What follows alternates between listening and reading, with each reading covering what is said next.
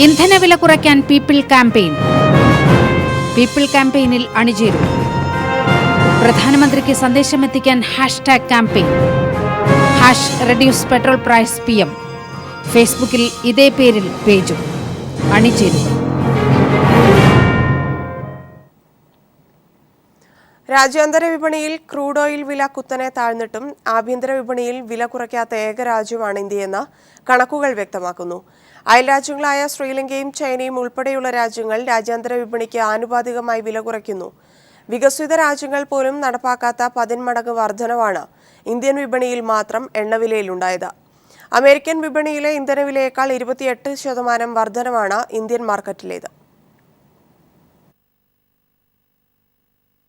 ഇക്കഴിഞ്ഞ 3 വർഷങ്ങൾക്കിടയിൽ മാത്രം വിവിധ രാജ്യങ്ങളിലെ ആഭ്യന്തര വിപണിയിലെ എണ്ണവില ഇതാണ്.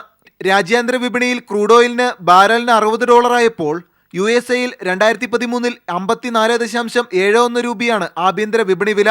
2014 ആയപ്പോഴേക്കും 51.2 രൂപയായി കുറഞ്ഞു.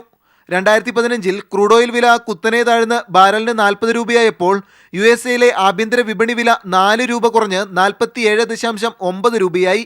റഷ്യയിലാകട്ടെ 2013 70.17 രൂപയായിരുന്നത് 2014 എത്തിയപ്പോഴേക്കും 46.63 രൂപയായി.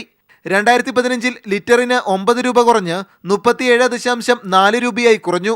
ഭൂരിപക്ഷം രാജ്യങ്ങളും ക്രൂഡ് ഓയിൽ വിലയിടിവിൽ ആഭ്യന്തര എണ്ണവില കുറയ്ക്കുമ്പോൾ ഇന്ത്യയിലെ എണ്ണവില മാത്രം മേലോട്ട്. ഇന്ത്യയിൽ 2013 74.45 രൂപ, 2014 68.7, 2015 ആയപ്പോൾ 66.23 രൂപ. അയൽ രാജ്യങ്ങളായ ശ്രീലങ്കയിലും ചൈനയിലേക്കാളും 5% അധിക വർധനയാണ് ഇന്ത്യൻ വിപണിയിൽ. ഇന്തോനേഷ്യയിൽ നിലവിൽ 44.63 രൂപയാണ് വില. മലേഷ്യയിൽ 30.7, പാകിസ്ഥാനിൽ 57.8. മറ്റ് രാജ്യങ്ങളിൽ രാജ്യാന്തര ക്രൂഡ് ഓയിൽ വിലയുടെ ആനുപാതികത്തിൽ വില കുറയുമ്പോഴും ഇന്ത്യൻ വിപണിയുടെ ഉയർന്ന എണ്ണ വില കുറയ്ക്കാൻ പൊതുമേഖലാ സ്വകാര്യ കമ്പനികൾ തയ്യാറായിട്ടില്ല. ലാഭവിഹിതം ഉയർന്നു തന്നെയും. ഗുജറാത്ത് മുഖ്യമന്ത്രിയായിരിക്കെ UPA എണ്ണക്കമ്പനി മുഖംമൂടി സർക്കാർ എന്ന് വിമർശിച്ച പ്രധാനമന്ത്രി നരേന്ദ്രമോദി തുടർച്ചയായ വിദേശ സന്ദർശനങ്ങളിൽ ഈ കണക്കുകൾ കാണാതെ പോകുന്നതെന്ന ചോദ്യം ബാക്കിയാകുന്നു.